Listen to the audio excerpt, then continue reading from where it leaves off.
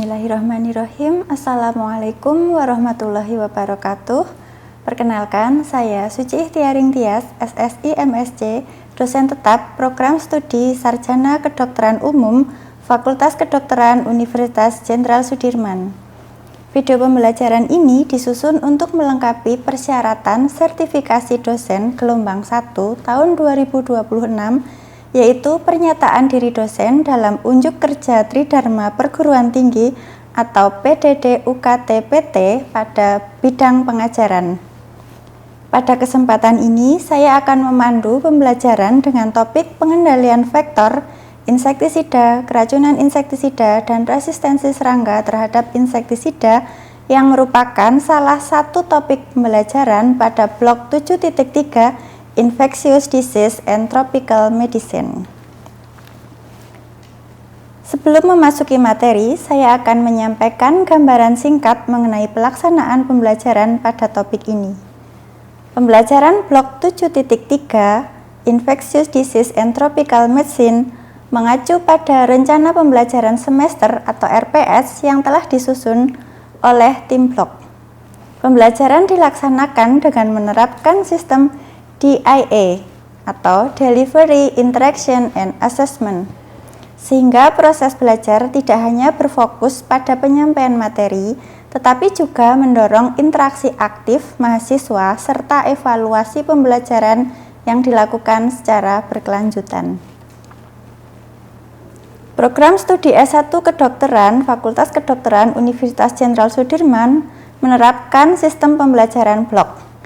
Blok 7.3 Infectious Disease and Tropical Medicine berbobot 3 SKS dilaksanakan pada semester 7 selama 3 minggu.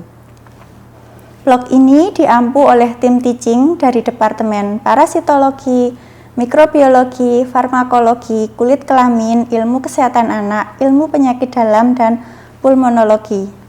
Secara umum, blok ini membahas epidemiologi penyakit tropis di Indonesia, penegakan diagnosis berdasarkan perkembangan ilmu kedokteran, serta prinsip penata laksanaan penyakit tropis. Untuk mendukung pencapaian kompetensi tersebut, proses pembelajaran dilaksanakan melalui kuliah tatap muka, diskusi kelompok, dan praktikum. Pembelajaran pada blok 7.3 dirancang untuk mendukung pencapaian pembelajaran lulusan atau disingkat CPL Program Studi Pendidikan Dokter.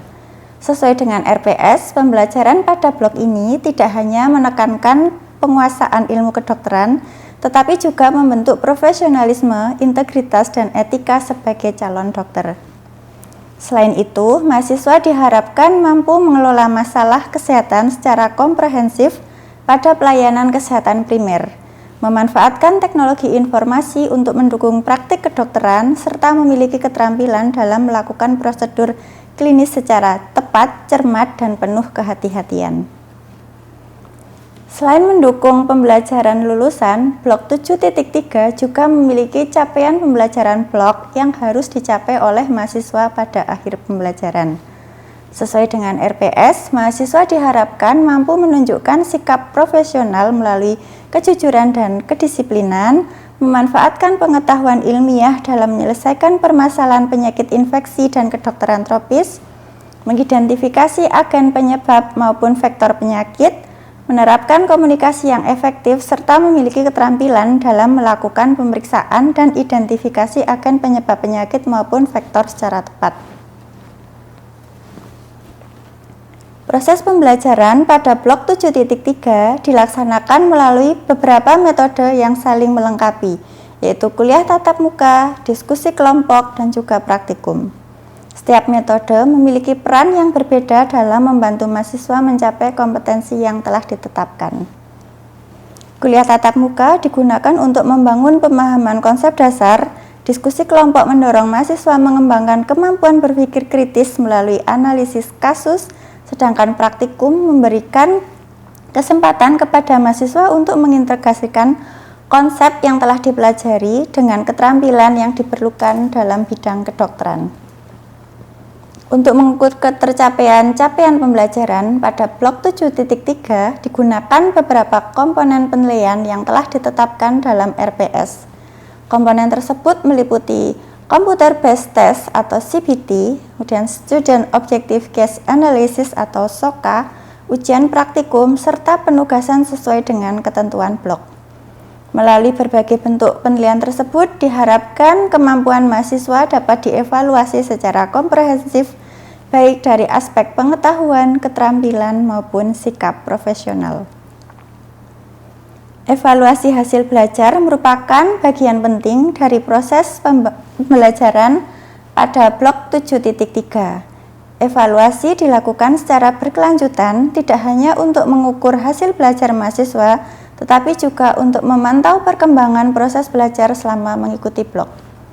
Melalui evaluasi dan pemberian umpan balik, mahasiswa diharapkan dapat mengenali kelebihan yang telah dicapai serta aspek yang masih perlu ditingkatkan.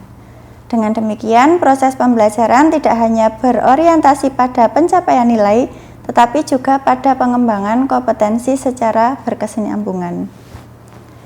Selanjutnya, saya akan menyajikan cuplikan proses pembelajaran pada topik pengendalian vektor, insektisida, keracunan insektisida, dan resistensi serangga terhadap insektisida sebagai bagian dari pelaksanaan pembelajaran blok 7.3 Infectious Disease and Tropical Medicine. Baik, bismillahirrahmanirrahim. Assalamualaikum warahmatullahi wabarakatuh. Waalaikumsalam warahmatullahi wabarakatuh. Selamat pagi adik-adik. Bagaimana kabarnya hari ini? Siap untuk perkuliahan ya? Selamat bertemu kembali di perkuliahan blok 7.3 Infectious Disease and Tropical Medicine pada topik pembelajaran pengendalian vektor, insektisida, keracunan insektisida, dan resistensi serangga terhadap insektisida. Baik, untuk memulai perkuliahan pada pagi hari ini agar dapat berjalan lancar dan bermanfaat, mari kita awali dengan berdoa menurut agama dan kepercayaan masing-masing. Berdoa mulai.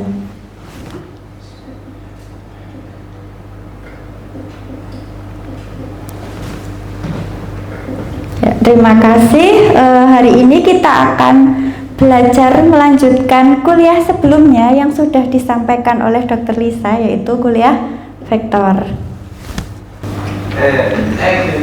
Baik, ini untuk outcome learningnya. Jadi yang pertama, mahasiswa mampu menjelaskan konsep dasar pengendalian vektor, kemudian mahasiswa mampu mengidentifikasi berbagai jenis insektisida yang digunakan dalam pengendalian vektor, kemudian mahasiswa mampu menjelaskan mekanisme terjadinya keracunan akibat insektisida. Kemudian selanjutnya mahasiswa mampu menganalisis mekanisme resistensi serangga terhadap insektisida, dan yang terakhir adalah menjelaskan strategi pengendalian resistensi sebagai bagian dari pengendalian vektor yang berkelanjutan. Nah, untuk materi pertama atau pokok bahasan pertama tentang pengendalian vektor, jadi ini mengacu pada Permenkes RI nomor 37 garis miring Mencaps, kemudian garis miring PR, kemudian garis miring 3 2010, bahwa pengendalian vektor adalah semua jenis kegiatan yang dilakukan atau semua tindakan yang dilakukan dengan tujuan satu, menurunkan populasi vektor serendah mungkin sehingga keberadaannya tidak lagi beresiko untuk terjadinya penularan penyakit tular vektor pada suatu wilayah tertentu. Kemudian yang kedua, menghindari kontak dengan vektor sehingga penularan penyakit tular vektor dapat dicapai dengan pengendalian vektor terpadu. Kemudian, nah ini untuk target dan tujuan dari pengendalian vektor. Yang pertama adalah menghindari atau mengurangi gigitan vektor. Kemudian membunuh vektor terinfeksi parasit. Ini salah satu pengendalian utamanya. Kemudian membunuh vektor pada stadium pradewasa, dan yang terakhir menghilangkan atau mengurangi habitat vektor. Nah, ini ada beberapa metode pengendalian vektor. Ada pengendalian fisik. Pengendalian fisik itu intinya adalah bagaimana supaya kita tidak digigit oleh vektor, atau kita tidak menghindari dari vektor tersebut, misalnya dengan memakai pakaian panjang supaya tidak ada gigitan nyamuk, kemudian ketika tidur memakai kelambu, kemudian seperti itu. Kemudian ada juga pengendalian secara biologis. Nah, pengendalian biologis ini adalah dengan memanfaatkan musuh alami. Jadi untuk vektor seperti nyamuk di alam itu kan dia punya musuh alami ya. Kalau yang teman-teman tahu apa, Dek? Cicak. Ada yang benar. Ya. Jadi tapi kita menghadirkan cicak bagaimana? Bisa saja dengan menghadirkan musuh alami vektor. Nah, ini ada beberapa penelitian dari hasil penelitian yang sudah diterapkan. Salah satunya adalah menggunakan bakteri Bacillus, yang spora dari bakteri Bacillus. Dia akan menyerang larva dari nyamuk. Kemudian misalnya dengan menggunakan ikan, kan ada ya yang ikan, teman-teman ada yang suka pelihara ikan, terus itu kan ada kadang karena nyamuk kan tempat perindukannya salah satunya kan dia kan di perairan ya. Jadi ketika ada ikan di akuarium atau di alam gitu ya, si ikan ini akan memakan si larva. Kemudian ada juga yang namanya nyamuk toksor. Jadi nyamuk toksor itu lebih besar ukurannya dari nyamuk Aedes. Keberadaannya di alam ini dia larva dari nyamuk toksor ini dia akan memakan si larva nyamuk Aedes ini. Jadi sudah terbukti dalam penelitian juga. Terus kemudian sehingga dapat mengurangi atau mengendalikan vektor secara biologis. Nah, itu ada juga ya yang paling terkenal Tom and Jerry. Nah, itu salah satunya adalah musuh biologis dari si vektor tersebut. Kemudian ada pengendalian kimia. Nah, banyak bahan-bahan kimia yang biasa digunakan untuk pengendalian vektor, baik itu untuk sifatnya sebagai repelan atau sebagai insektisida. Tahu bedanya repelan atau insektisida? Kalau repelan itu untuk menghindari, misalnya kalau teman-teman pakai lotion anti nyamuk, nah itu repelan kan itu kan bahan kimia juga ya. Terus kalau untuk yang insektisida macam-macam, ada insektisida semprot, terus obat nyamuk segala macam dan seterusnya. Kemudian ada pengendalian lingkungan. Nah, jadi bagaimana kita memutus rantai, kan karena seperti kita ketahui bahwa parasit atau khususnya vektor ini dia kan punya siklus hidup ya. Jadi bagaimana kita memutus siklus hidup dari si vektor itu, misalnya nyamuk di alam, salah satunya dengan menjaga kebersihan, terus mengurangi tempat-tempat penampungan air, seperti 3M dan seterusnya seperti itu ya. Jadi bagaimana kita menjaga lingkungan supaya tetap bersih sehingga mata rantai dari si vektor ini akan terputus. Nah, untuk penggunaan insektisida yang berlebihan dia dapat menimbulkan keracunan. Nah, seperti kita tahu ya, kalau penggunaan insektisida semprot misalnya, kalau di rumah terus nanti kan ada sisa-sisa yang masih berada di sana gitu ya, di suatu tempat. Jadi untuk sisa-sisanya tersebut nanti akan menimbulkan keracunan. Nah, ini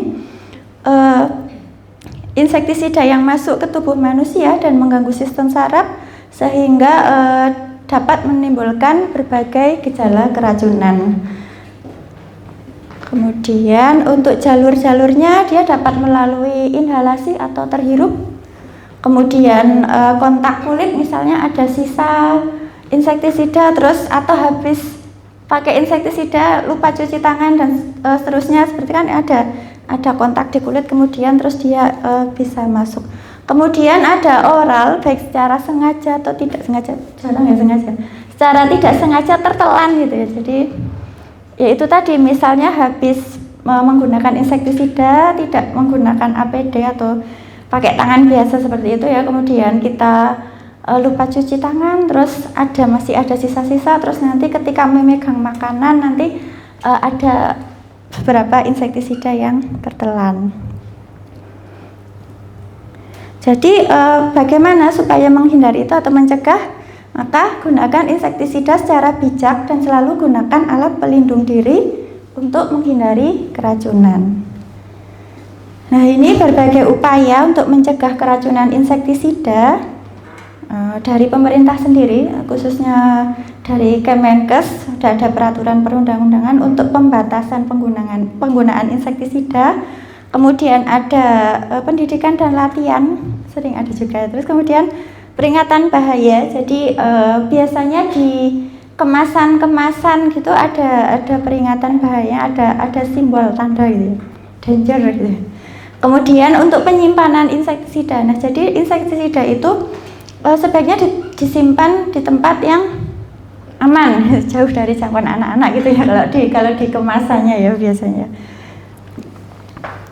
Oke, untuk penanganannya, jadi yang pertama kenali gejala dan tanda keracunan insektisida. Kemudian jika diduga keracunan, maka korban harus segera mendapat pertolongan medis. Kemudian identifikasi insektisida yang memapari korban, kemudian berikan informasi pada rumah sakit atau dokter yang merawat, kemudian bawa label kemasan insektisida tersebut, dan apabila terjadi tindakan darurat dapat dilakukan sampai pertolongan datang atau korban dibawa ke rumah sakit. Nah, ini untuk mekanisme terjadinya resistensi. Jadi populasi awal sebagian besar nyamuk rentan itu dia masih aman gitu ya, terus hanya sedikit yang membawa gen resisten. Jadi untuk penyemprotan insektisida nantinya dia ketika suatu nyamuk terpapar, misalnya nyamuk betina yang terpapar, nanti ketika dia bertelur, telurnya itu juga akan resistensi itu akan diturunkan ke generasi selanjutnya seperti itu. Jadi resistensi ini bisa menurun gitu ke generasi selanjutnya. Dan individu yang rentan mati karena banyak yang resisten. Jadi tadi yang kebal gitu ya, yang resisten masih aman ya, yang tidak resisten ya mati hilang. Makanya ya nanti pada akhirnya muncul serangga-serangga atau nyamuk-nyamuk yang resisten saja. Nah, ini ada beberapa cara untuk mendeteksi resistensi menurut WHO. Jadi ada beberapa metode. Yang pertama ada bioassay, kemudian dengan metode biokimia ini untuk mendeteksi peningkatan kadar enzim yang mendetoksifikasi insektisida. Kemudian ada secara molekuler mendeteksi resistensi sintetik piretoid pada Aedes aegypti dengan cara menemukan mutasi titik gen voltage sodium channel atau VGSC pada target set tempat kerja insektisida resisten target. Nah, ini untuk penjelasannya. Jadi untuk metode bioassay di laboratorium kita biasanya menggunakan CDC botol bioassay jadi ini suatu teknik penggunaan CDC botol bioassay. Kemudian untuk deteksi biokimia, ini ada uji aktivitas esterase dengan menggunakan ELISA, kemudian ada uji aktivitas sitokrom dan uji aktivitas GST. Nah, ini yang paling banyak digunakan untuk uji resistensi ini adalah uji ELISA atau Enzyme Linked Immunosorbent Assay. Jadi prinsipnya dia ada ikatan antigen dan antibodi gitu ya. Nah, ini banyak digunakan dan pernah juga digunakan untuk praktikum tahun sebelumnya. Mungkin tahun ini teman-teman juga akan melakukannya di lab.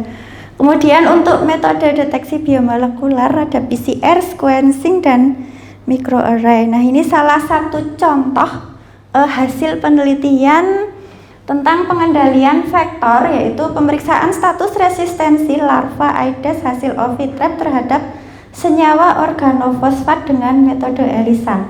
Jadi inti dari penelitian ini adalah kita mengambil larva vektor yang masih berupa larva. Larva di sini yang dipakai adalah larva nyamuk Aedes di alam. Kita kumpulkan. Sebelumnya ada informasi bahwa di tempat tersebut sudah digunakan fogging gitu ya, sudah sering melakukan abatisasi, tapi kok masih ada kasus gitu. Jadi ini apa yang salah. Jadi kita coba evaluasi. Jadi kita cek status resistensi vektornya. Jadi kita kumpulkan larva dari wilayah yang kita tuju tersebut. Larva tersebut nantinya kita bawa ke laboratorium untuk uji resistensi. Nah, di sini ada kata-kata ovitrap. Jadi yang diambil adalah telurnya. Jadi yang diambil adalah telurnya. Jadi kita membuat jebakan telur gitu ya. Istilahnya kan kalau nyamuk Aedes kan dia kan kalau naruh telurnya itu adalah di dinding-dinding gitu ya, Dek, di dinding-dinding, bukan di permukaan air ya, di dinding-dinding yang lembab yang bawahnya ada genangan airnya. Jadi nanti kita kondisikan supaya si nyamuk betina, si Aedes betina ini nanti dia akan meletakkan telur di tempat tersebut. Nah, ini untuk cara kerja singkatnya, jadi ada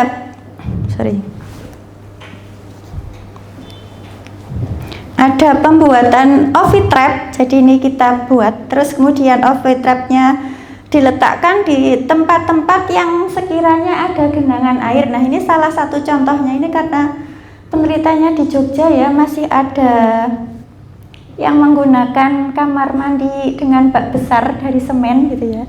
Jadi kita tempatkan ovitrapnya di sana, kita tunggu beberapa hari, kemudian di dalam sini kan sudah diberi kertas saring gitu ya, diberi kertas saring ya, yang ini putih ini kertas saring, kemudian diisi air di bawah kertas saring sampai rembes tapi tidak tergenang. Jadi kertas saringnya ini karena kapilarisasi ya, jadi dia hanya lembab gitu ya, enggak yang sampai tergenang.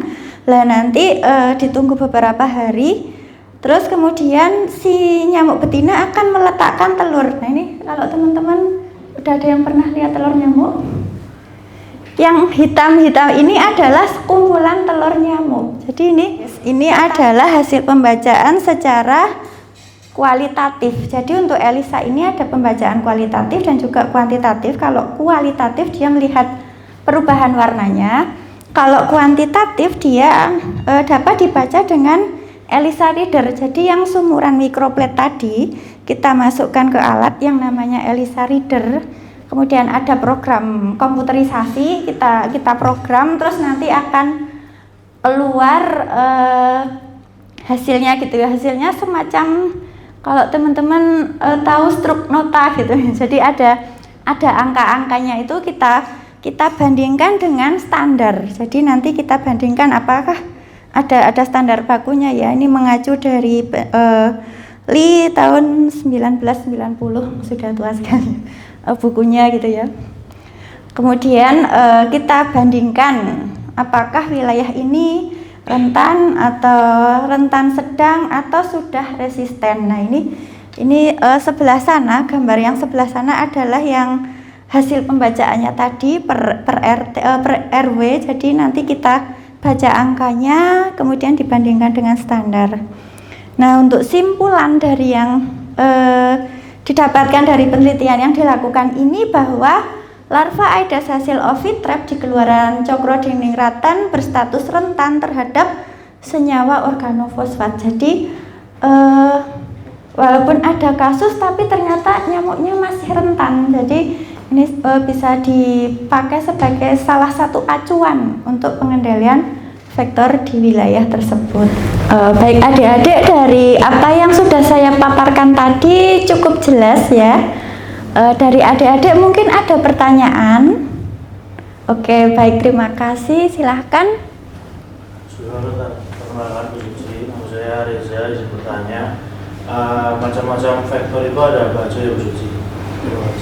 Oke, baik, terima kasih Reza. Untuk pertanyaannya cukup bagus ya. Ini untuk vektor, jadi karena kuliah kita pengendalian vektor gitu ya. Jadi vektor khususnya di sini adalah serangga gitu ya, serangga vektor. Jadi ada istilah vektor itu apa sih, Dek? Vektor adalah hewan yang menularkan atau menyebarkan parasit sehingga dapat menimbulkan suatu infeksi penyakit. Nah, khususnya di sini adalah nyamuk gitu ya. Jadi untuk kuliah sebelumnya ada beberapa nyamuk yang termasuk nyamuk vektor, misalnya Aedes, dia adalah pembawa penyakit DBD atau chikungunya. Terus kemudian ada Aedes aegypti, Aedes albopictus. Kemudian untuk malaria dia akan ditularkan oleh vektor nyamuk Anopheles. Kemudian ada lagi satu lagi pembawa parasit Plasmodium di praktikum sebelumnya,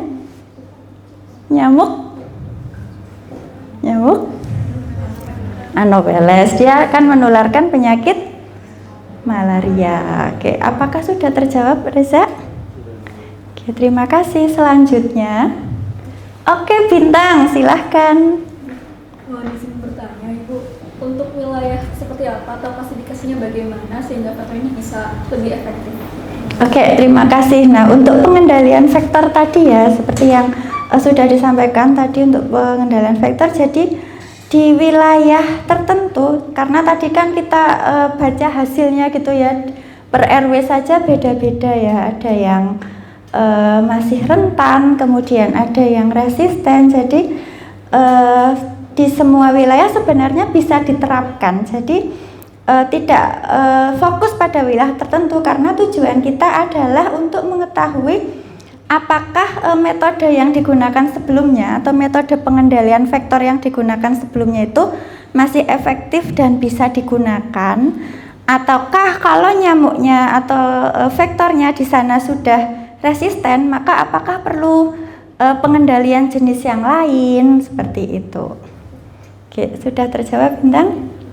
Baik, kalau sudah tidak ada pertanyaan lagi, terima kasih untuk perhatian teman-teman pada kuliah kita hari ini. Semoga bermanfaat. Sebelum kita akhiri, mari kita berdoa terlebih dahulu. Berdoa dimulai. Terima kasih. Saya akhiri. Wassalamualaikum warahmatullahi wabarakatuh. Waalaikumsalam warahmatullahi wabarakatuh. Terima kasih. Demikian video pembelajaran ini saya sampaikan sebagai bagian dari pernyataan diri dosen dalam Unjuk Kerja Tridharma Perguruan Tinggi atau PDD UKT PT bidang pengajaran untuk sertifikasi dosen gelombang 1 tahun 2026. Terima kasih atas perhatian yang telah diberikan. Semoga video ini dapat memberikan gambaran mengenai pelaksanaan proses pembelajaran yang saya laksanakan pada program studi pendidikan dokter Fakultas Kedokteran Universitas Jenderal Sudirman. Terima kasih. Wassalamualaikum warahmatullahi wabarakatuh.